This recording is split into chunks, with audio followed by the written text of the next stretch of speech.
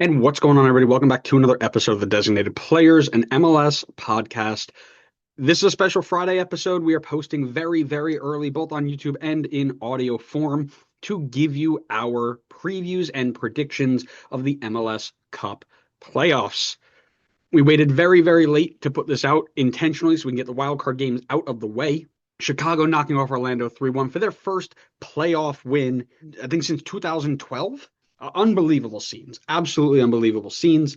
And Portland knocking off RSL, both of the home teams getting it done. That leaves us with 8 matchups in the first round, best of 3 series. Whether you love it, whether you hate it, we're going to give you the preview anyway so you can be prepared for what is to come. And of course, before we do that, as you can see, I'm riding solo today, as Jason Derulo would say, because Connor decided to go do work stuff. So it's just me giving you my thoughts on it. And for my scarf of the week, you know I'm breaking it out for my boys in Chicago. Absolutely all the love over that way for their great, great result yesterday at the time of recording, and getting into the best of 3. So at this point, we are going to knock this out just game by game, very, very quick preview of what to expect. And we'll start in the East with the aforementioned Chicago Fire taking on Philadelphia in a best of 3. It's the 1 versus the 8. And quite frankly, it is going to be a much, much tougher game than I think people expect. You got the Union, who are fantastic defensively, 35 goals against. It's the lowest in the East. It's the reason they won the Supporters Shield. It's actually the lowest in the league. I should correct myself. It's the reason they won the Supporters Shield. It's a great goal differential. They score for fun. But Chicago, man, they're feisty and they're fun. They score a lot, but they concede a lot as well, and they are going to have a really, really good time. Really love the way that they played. Now, Orlando City in the wild card decided just not to show up. They didn't care. They didn't want to play, and they got punished for it, right? It was very, very disappointing. But Chicago have the pieces to get it done. I mean, you're looking at players like Hugo Kuipers, who are knocking on the door with 17 goals, combined with Philip Zinkernagel, one of the newcomers of the year, if not the newcomer of the year, knocking in 27 goal contributions in these games. Andrew Gutman from left back with 8 assists already in this season. And then, of course, Brian Gutierrez down the middle. And Jonathan Bamba also providing some width as well. Jack Elliott has looked really good in the back. The new addition of Joel Waterman has made them even more solid in the defense. And then, of course, you've got Chris Brady in the goal, who is going to be, for me, the player to watch in here because he needs to play at a level that people keep hyping him up to. I think he's a great player, don't get me wrong, but he has his moments where he's just not at the level that I think he should be at to have the hype that he does. And, that might be a hot take. I don't know. But if he plays at the level where we expect him to, Chicago have all the chance in the world. No doubt about it. If he doesn't, then this is going to be a walk in the park for Philadelphia. And how can you, of course, rule out our friend Thomas Barlow, super sub? On the other side of the ball, you've got 2 of the 3 finalists for Defensive Player of the Year in Kai Wagner and Jacob Glesnes. Kai Wagner with 11 assists from left back is insane.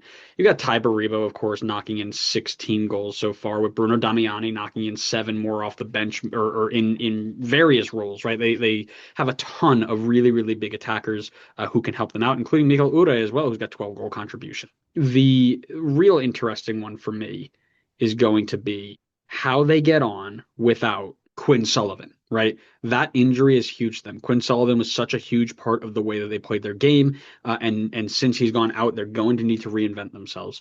It's going to be very interesting to see how they do that. His 2 goals, 7 assists in the attack were great, but just in possession and the way that they pressed and the way that Bradley Carnell wanted to play their game, he was such a big part of it. Not having him around without a really true backup is going to be interesting to watch, right? Then it's going to be all about goalkeeper and defense, right? So we talked about Jacob Glesnes and Kai Wagner, but you've got Olwefu Makanya as well, the center back out of South Africa, who is on the U22 deal, who has been one of the newcomers or young players of the year, if not the young player of the year. He's been fantastic so far, and it's going to be really, really nice to see how he fits in a high pressure environment. Right, I think that Chicago is going to get their success on the wings, specifically on the right side, whether it be Frankie Westfield, whether it be Nathan Harriel. That's the side they're going to attack on. That's the side they're going to put Philip Zinkernagel on, and that's the side I think they're going to go through. So I'm really interested to see how that comes off. And then it's going to be Andre Blake or Andrew Rick, both of them a fantastic goalkeeper choice. But the game's going to be won on the wings, right? If Philadelphia can control the wide play and get service in from Wagner and get service in from either Westfield, excuse me, or Harriel, they will probably win this game, right? I think they've got the ability to do that, but it's going to be more focus on what can Chicago do to change their game, right? They're the underdogs. They're the ones who are going out there with nothing to lose, but they have to go out and continue to play their game. I thought they were super explosive in transition in the wild card game. They found their wide players early, and they scored a couple of lucky goals. And you know that probably isn't going to happen against Philly as well. So they're going to have to find ways to create those goals. I'm probably giving this one to Philly in 3 games, I think, or 2 games that are very, very close. But I think they've got just enough in terms of their depth to be very successful in this game. Whereas Chicago is, flying high in a really good run of form. But at the end of the day, when it comes to different makers, whether it be in the second game or the third game, I think Philly's just a little bit deeper to pull this out. But we've seen crazier things happen in that game, haven't we? Looking at you, Inter Miami. Let's then go on and just go right down the list here. It's Charlotte and it's New York City, right? This is going to be, I think, one of the best games of the series, let alone in the Eastern Conference. Obviously, the 4 versus 5 is going to be very, very contested, but we've got very big storylines coming out of this, specifically out of Charlotte, where in decision day, Wilfred Zaha decided, I don't really need to play in the first game. I'm going to get really, really ticked off, and I'm going to swing on somebody while already on a yellow. And now he's been suspended for the first game at home against New York City, who is a very, very sneaky good team. I don't know how to explain it. They're defensively strong, right? They got Matt Freese in goal, one of the finalists for goalkeeper of the year. You've got guys like Maxi Morales and Alonso Martinez in the attack, and that's going to be my player to watch. Of course, is going to be Alonso Martinez, who is just scoring goals for fun when he's on the field. How do you contain him? If anybody's going to do it, Charlotte's got a really good chance. That back line in Charlotte is going to be very, very strong. We'll get to them in a second, but definitely one to keep an eye on there. And also, Hannes Wolf, who is quietly putting up a very nice season as well with 11 goals and 5 assists from that wide area. New York City obviously have the advantage of the baseball field as their home field with 11 wins and 33 points from there, where they're only 6-5-6 away from home. And that's going to be the tough part there, because if they do get to 3 games, they're playing both of those on the road. They're an average team at home, where Charlotte's very good at home and they're very strong defensively at home. Matt Freese is going to need to be really strong against this Charlotte attack. Idan Tokolamati is super, super dangerous up top. When Wilfred Zaha comes back, he'll be something to worry about as well. I think this is going to be a close one, but we'll talk about predictions here in a second. But yeah, Alonso Martinez, how can you break down one of the toughest defenses in MLS? That defense, of course, led by Adelson Malanda on loan from I forget where he's been sold to. Where did he get sold to? That's right, he's at Middlesbrough now. So he is obviously on loan, but a fantastic player. He's played almost every minute of every game so far, as has his goalkeeper, Christian Kalina. You got Tim Ream on the outside as well, who's going to be such a good leader for that group and keep everybody in line. And the problem is that their best player, Pep Biel, is going to be out for this season. He did an injury, I believe it was a knee injury, and there's not much that he can contribute anymore, so he will be done. Then you look at the depth behind him, and that's where things start to get fuzzy, right? Ashley Westwood and Brant Bronico in the midfield, 2 very solid defensive-minded midfielders for the most part. You got Idan Tokolamati, which you mentioned as the striker. Kerwin Vargas playing off of him, Lyle Abada playing on the other side, maybe Jabril Johnny, defensive-minded midfielder, right? When we talk about what needed to change in Charlotte coming into 2025, it was, can we get a playmaker? Can we get a team or a player in the team that can create and pull the strings and set these guys up? Pep Biel was that guy. 21 goal contributions in just 24 appearances, 22 total 90s, right? 2,000 minutes. It's a great return. Without him, who is creating those chances? And with Wilfred Zaha also out, you're going to put yourselves behind the eight ball as well. I don't know if somebody like Lyle Abada is going to step up and do that. I don't know if somebody like Kerwin Vargas is going to step up and do that, right? Can Eden Tokolamati do it all on his own? I'm not sure. Attacking is going to be difficult for this group unless they're doing it in straight transition, which I assume they would have. Yeah, they'll have to go up against a New York City defense that is as staunchy and tight as they are, right? And I think it's going to come down to the idea of who can control the star players the best, right? Can you control Wilfred Zaha when he gets back? Can you control Alonso Martinez? The team that wins will be successful there. And what I would imagine is, this is going to be a lot of 0-0, 1-1, 1-0 games. This isn't going to be high scoring. This is going to be who can take their chances in the most amount of times. After watching Wilfred Zaha not only melt down, but also switch off multiple times throughout the year. Just feel like he didn't want to play. I'm just not going to try. And then you combine that without having Pep Biel and then having to play different styles. I think I'm giving this one to New York City. I think I have New York City being the more successful of the teams coming out of here and moving on to the next round, because I don't trust the big game ability of Charlotte just yet, which stinks because I want them to do really well. And I don't want New York City to do well, but I think I have to lean Charlotte in this pick here. And now we're going to go to Miami versus Nashville, which is, I think every matchup in the East is something you're going to want to watch, right? Philly, Chicago is going to be fun. It's going to be electric. Charlotte, New York City is going to be a defensive masterpiece. Miami, Nashville, they combined for what, 7 goals in the last meeting on decision day, and now they're coming back for 3 more. Awesome. Cincinnati, Columbus, hell is real. Everything there is going to be great. I'm going to go start with Miami, Nashville. This is going to be a really interesting one. Nashville, again, a very, very solid defensive group with 45 goals conceded and 58 goals scored. They've got Hani Mukhtar and Sam Surridge just knocking it out the park right now, absolutely running the show. Sam Surridge on 24 goals. He was in the Golden Boot race for quite a while. Hani Mukhtar, 16 goals, both of them on 24 and 27 goal contributions, Mukhtar and Surridge respectively.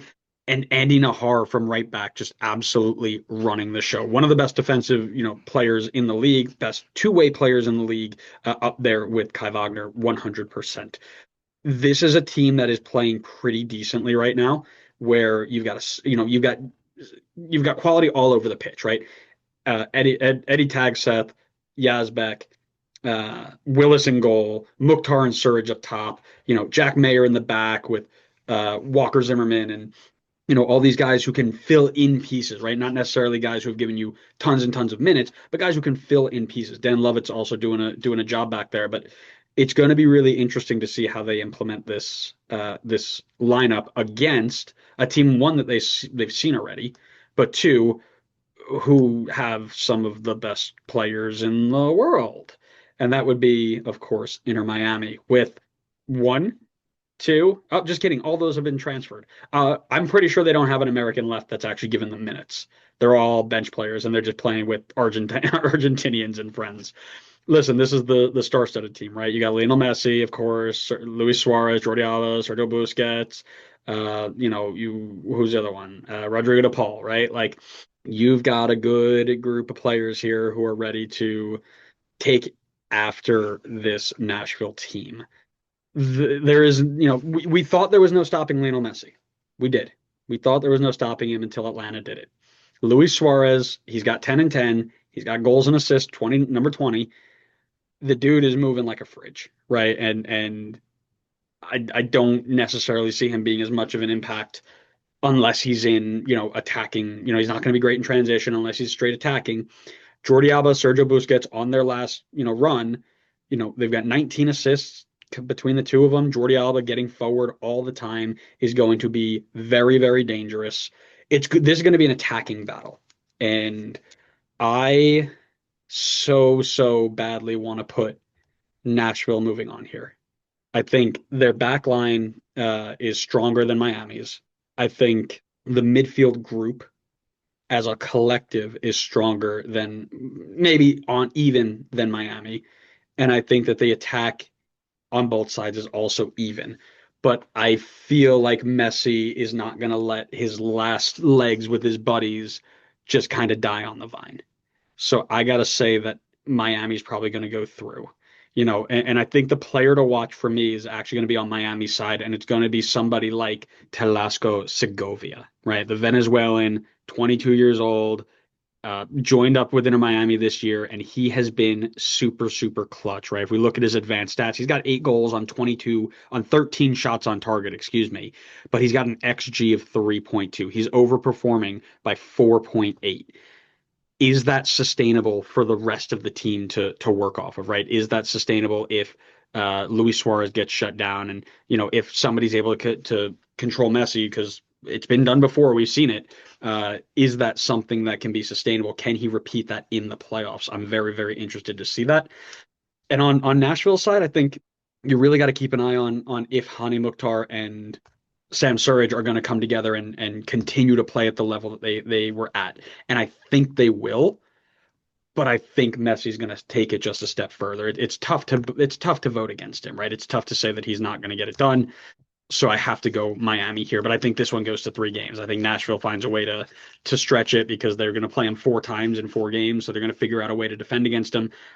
I hope Nashville wins. Don't get me wrong. I hope Nashville wins, but I can see Miami getting through on this.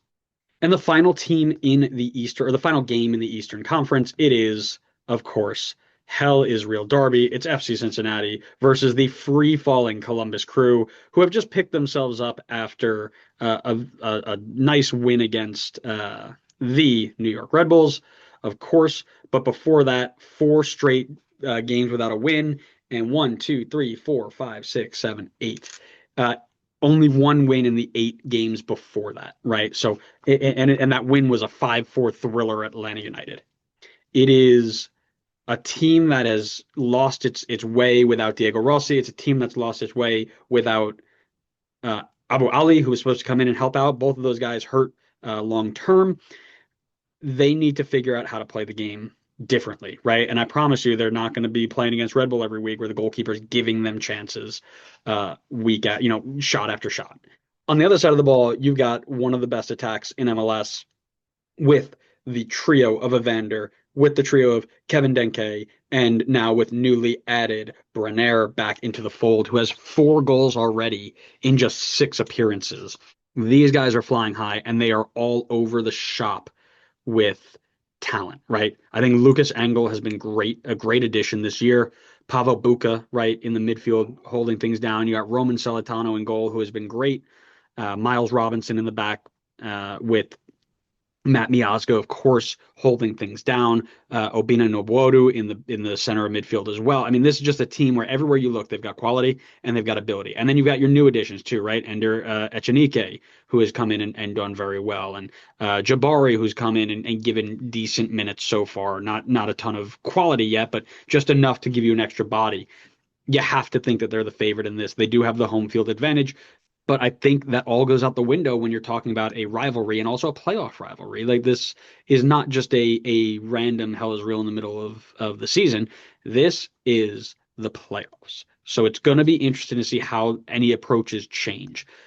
I don't think you're going to see Columbus try to change the way they play. They're going to try and play Nazi ball, and you're going to see Darlington Nagbe get on the ball consistently. Max Arfston out of Columbus, do a ton of work getting forward, right? These are players that you just expect to do big things, but you're missing a ton of quality when you take Diego Rossi out. Steven Moreira coming back is going to be huge. Son Zawadzki coming back is going to be huge. My big question mark is in the goalkeeper position. Patrick Schulte is not in the men's national team picture anymore. Neither is Roman Celentano. Both of them have dropped off, but I would say that Celentano is closer than Patrick Schulte, or should be. I don't think Patrick Schulte has been nearly as impressive as he has been touted. He has lots of young goalkeeper mistakes that he makes consistently that he needs to get out of his game. And I have this weird feeling that in these moments it might come out to hurt him again, right? I mean, I'm remembering games that he played where he's getting beat at the near post, balls are going through his hands, he's going to claim things and missing them, things that you can't do in regular games, but definitely can't do in games like the playoffs. So it's going to be interesting to see how they approach this just on their own, right? And it's also going to be interesting to see how they approach this as a derby, and individually who steps up in these moments, right? If I had to pick one as I try to move this along quickly so you're not here forever, I'm gonna have to give this to Cincinnati. I know it's boring. It's the easy one there, but I think Columbus has just fallen off their shell of themselves, and I don't see them getting back into that form anytime soon. So I'm gonna give this one to Cincinnati. So I've got Philly moving on, New York City moving on, Miami and Cincinnati into the semifinals, which we will preview when that comes. But let's head on over to the Western Conference and start at the top with San Diego versus Portland. Portland coming off a 3-1 win against RSL after just free falling down the standings at the end of the year. Looking at their season, they had a win or they won the wild card, but heading into the wild card, 3 losses, 2 draws in their last 5. In their last 11, including Leagues Cup, 1, 2, 3, 4, 5, 6, 7, 8, 9, 10, 11. They only had 1 win in their last 11 and 1, 2, 3, 4, 5 draws. It's just not good enough, right? It's just not good enough. The win against RSL should give them a bump here or there, but I don't know if it's going to be any chance to stop this high-powered San Diego attack. I mean, this San Diego team is just full of stars, right? Andres Dreyer, of course, going to win Newcomer of the Year, should have been MVP had it not been for Lionel Messi. Of course, Jeppe Tverskov, who has been a midfield maestro, not only defensively, but also racking up 7 assists in that time. The big question mark for this team is going to be what's happening with Chucky Lozano. Reports came out that his status is in question for Game 1 due to his outburst after being subbed out on decision day. That would be a huge hole for them because while Andres Dreyer is fantastic, if they don't have to worry about the other side, it's going to be easier to mark him, right? But you're looking at players who have stepped up and done really, really well. Luca Bombino on loan, who's going to turn into a full-time player for San Diego, has been fantastic. Cedric Dos Santos in goal has been great. Oni Valakari has been very, very good. I mean, you've got these players who are sliding in really well, but what's most impressive to me is the fact that they're all playing as a unit and as a group, right? Which is very, very tough to do in the first year of your existence, right? Plain and simple, your existence. There is that kind of first year bump, if you will, where we saw St. Louis do this in their first year where they won the West and they bounced out in round 1 after SKC came in. I don't know if I see this happening. I think St. Louis, I don't want to say they were lucky to be in first, but I think San Diego was better than 2023 St. Louis. Set records for points, set records for wins, and road wins, I believe, as either an expansion side or just in MLS as a whole, right? This team is setting records left, right, and center, and it's not an accident, right? They're not making mistakes there. So player to watch for me is going to be, Andres Dreyer feels like the easy one, right? I don't know if I necessarily want to go there, but if I want to go to somewhere in Portland, I think Diego Chara will be a very, very interesting one to watch. The response that we saw from Phil Neville after the game about him being a man possessed, I believe, is a huge part of why they moved. They were able to move on from the play-in game, and he's going to have to do it again if they want any chance of moving on. They need to win that midfield. Pantemis also needs to step up and have another worldie, and Felipe Mora needs to score a couple goals. But to me, I think it's going to be huge if Diego Chara at 39 years old can turn back the clock and do his job. And by his job, I mean his original, what he got put on the field to do. And that's just blow plays up, get it to somebody else, and let them do the easy stuff. That being said, I think I'm giving this to San Diego in 2 games. I just don't think there's enough quality in Portland to get it done. So I'm going to give it to San Diego. We're going to go from there. And from there, we're going to go to Minnesota versus Seattle, another 4 versus 5 that is going to be electric. Minnesota, fantastic this year. 39 goals against. Dane St. Clair in the running for goalkeeper of the year. You've got guys all over the pitch doing really, really well. They have lost players like Tani Oluwase overseas to transfer, right? So now up steps players like Kelvin Yeboah and Bongi Hlongwane. You've got Anthony Markanich too, by the way, who is my player to watch in this one, who is just having a resurgence of a year at left wing back, scoring 9 goals so far in MLS play. He is going to be the player to watch because if they can shut him down, quite frankly, it's just Kelvin Yeboah and Markanich against the world.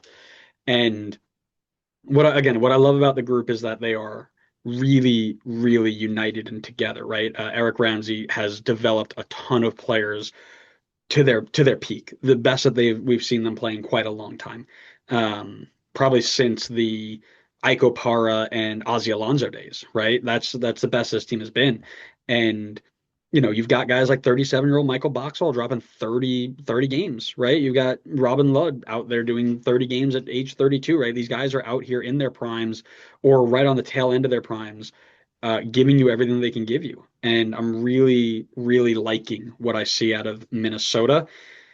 Seattle is the weird one. They're doing the thing that Seattle always does, where they slide into fifth. They're on some decent little run, right? Oh, they won their last 3 games. They haven't lost in their last 4. They're hitting a stride right at the very end, like they always do.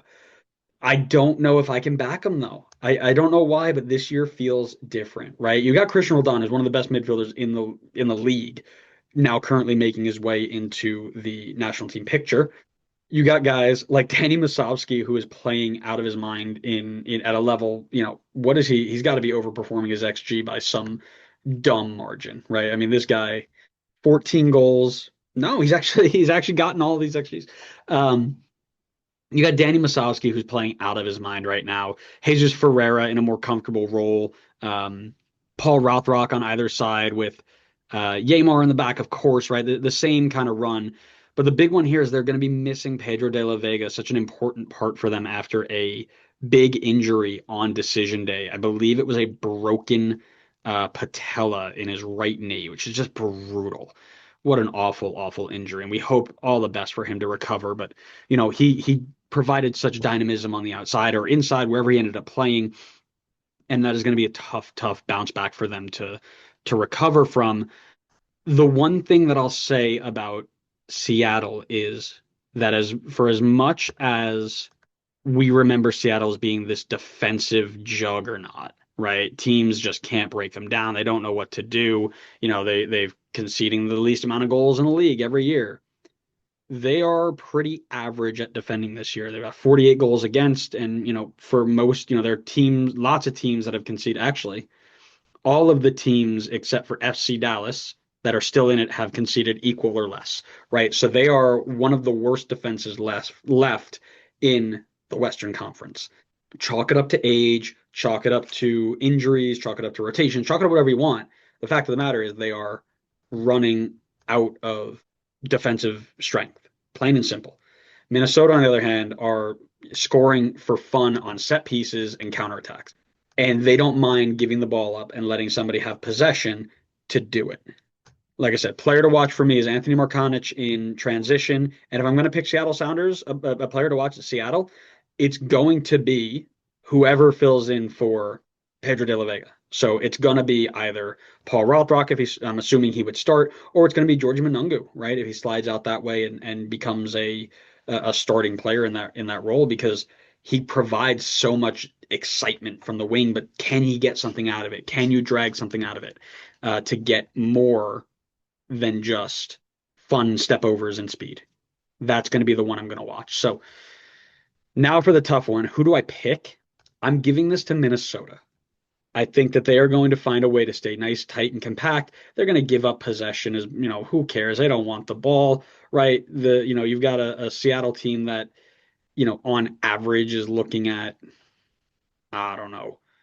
They have the ball more than they don't, right? They're playing with the ball greater than 50% of the time. And I don't imagine that they are going to change that, right? And we know that Minnesota, on the other hand, would loves to concede possession, right? I'm looking at their possession numbers now, right? Low 30s, high 30s, low 40s. They're going to say, let you have it, and we'll take it from here. They'll take the ball, they'll hit you in transition with lots of pace and lots of excitement, and they're going to score goals. And then they're going to go back and just be really, really tight and compact. If you foul them, they're going to score off set pieces. If you give them throw-ins deep in the half, they're going to score off those. They know how to go up and just be animals for loose balls and second balls. And I think Minnesota uses that to their advantage, and they move on and win against Seattle in the best of three series. Now we go to two more that are relatively easy. I say that now, and they'll be the tough one, right? But it's LAFC versus Austin. LAFC with one of the not one of the best duo in MLS right now with Danny Bouanga and Heung-min Son. Those guys have scored for fun since joining up 10 games ago, and nobody has figured out a way to stop them. Combine that with the fact they've only conceded 40 goals this year. Austin, on the other hand, very strong defensively, can't score to save their life. And their top goal scorer in Brandon Vasquez out on injury. So you got Owen Wolf, who's leading the pack over there, 7 goals, 7 assists. Uzuni, their $10 million, $12 million man with only 6 goals. And then that's it.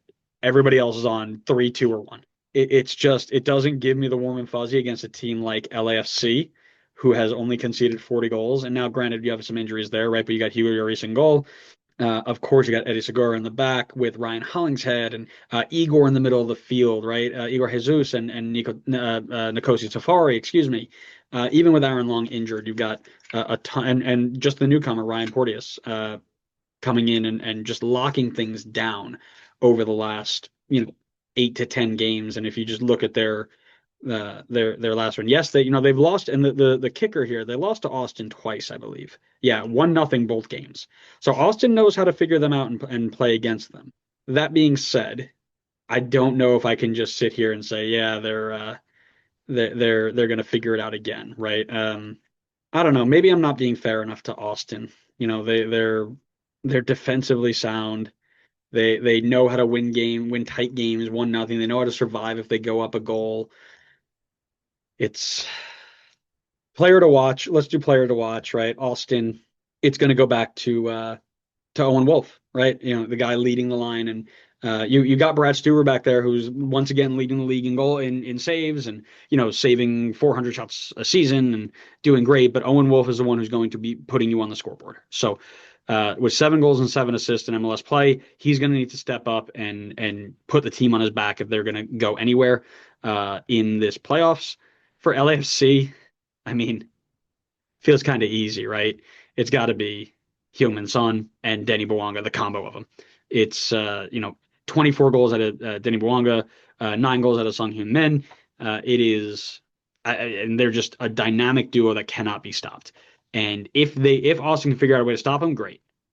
But looking at that Austin back line, you need Brad Stuver and Brandon Heinzike to pull out a worldie against these two, and I just don't see it happening. So I'm going to give this to LAFC. I think maybe it gets close because Austin will play them well, but I don't. You don't beat teams 4 times in a season. You just don't. I think LAFC pick up a win, then Austin need to go chasing, and LAFC pick them apart on transition. So give me LAFC here. And then Vancouver, Dallas, our friends FC Dallas, absolutely on a heater. The end the season. 1, 2, 3, 4, 5, 6, 7, 8, 9, 10 of their last 10 games, they've only lost once, and that was to the Galaxy. Kind of fluke there. But ever since removing Luciano Acosta, this team has turned it around and just gone on a run to get into a very good position in the playoffs, and they are rewarded with a game against the Vancouver Whitecaps, who they played on decision day and beat 2-1. Granted, Vancouver had a red card in that game, and they were playing up a man for most of the time. But, this is a team that is going to lean heavily on Peter Musa, lean heavily on Logan Farrington, and, lean heavily on Martin Paez and Uragide and Ibiaga to hold the line in the back against a very, very good Vancouver attack. Player to watch for me is going to be Peter Musa, right? I think it's the easy one there, but this team needs to score goals and lots of them to compete with a Vancouver group that has been absolutely flying. 66 goals for this season. It's the most of any team that isn't Inter Miami and Chicago, funny enough. Um, this Vancouver team is clicking. They've brought back they've always got Brian White back from injury. They are now bringing back Ryan Gauld from injury, and they've got this little guy. Oh, what's his name? Oh, how do we? Tomas Muller, something like that, who's just got 7 goals in 6 games. Like just casual. Oh, and 3 assists too. Just casual. Um, we came out and we're like, oh, we're not sure if they're going to figure out how to use Thomas. They found out how to use Thomas Muller properly, and they are disgustingly good with him. Um, Brian White being back healthy with Thomas Muller is going to be great. Ryan Gauld behind him is going to be great. You got guys like Andres Kuba, Seb Berhalter with great free kick delivery, 10 assists on the year. Takaoka, who's again goalkeeper of the year finalist with a ton of clean sheets this year, has done a really good job with the back line that's in front of him getting this done. Tristan Blackman, who's a defender of the year candidate. I mean, they've got players who are taking this team that went from people predicting them at the bottom of the table on their way out of Vancouver, selling to owners, not putting in any investment, all of a sudden in signing Thomas Muller, going to the Champions League final, and just absolutely running the show in MLS. It's not going to be an easy one. My player to watch is going to be Thomas Muller just because he's going to be so much fun to watch. I mean, this guy is just cinema, pure cinema, and I cannot wait to see him play even more than I have already. Once again, I think this is an easy one. It's going to be a good game for Dallas, but I mean Dallas, when they were up a man against Vancouver on decision day, were flirting with danger. I mean, they defended for 45 minutes against 10-man Vancouver and just were trying to clear everything out. I don't think they're going to have that success against a full-strength Vancouver, especially with Ryan Gauld and Thomas Muller. I'm giving this to Vancouver. So to summarize, I got San Diego, Minnesota, LAFC, and Vancouver moving on. Yes, I know it's a top 4. Sue me. I don't love any of the splits this much this year. Not nearly as much as I did last year. It's going to be a fun playoffs, guys. I really can't wait. I think anything really can happen in the first round, right? Philly can lose to Chicago. I don't think it's crazy, right? Nashville, I think, can knock off Miami. I think these are all things that are really, really possible, but it's going to be a great playoffs this year. So I hope you enjoyed the quick little preview we gave you today. Make sure you leave our comments and let us know what you thought about our thoughts and who you think is going to move on. And also, don't be shy. Go on over and subscribe because we have our question of the week going up talking about the legendary Darlington Nagbe. So thanks so much again for listening, everybody. We hope you enjoyed it. We'll see you next time on the next episode of the Designated Players and MLS Podcast. See ya.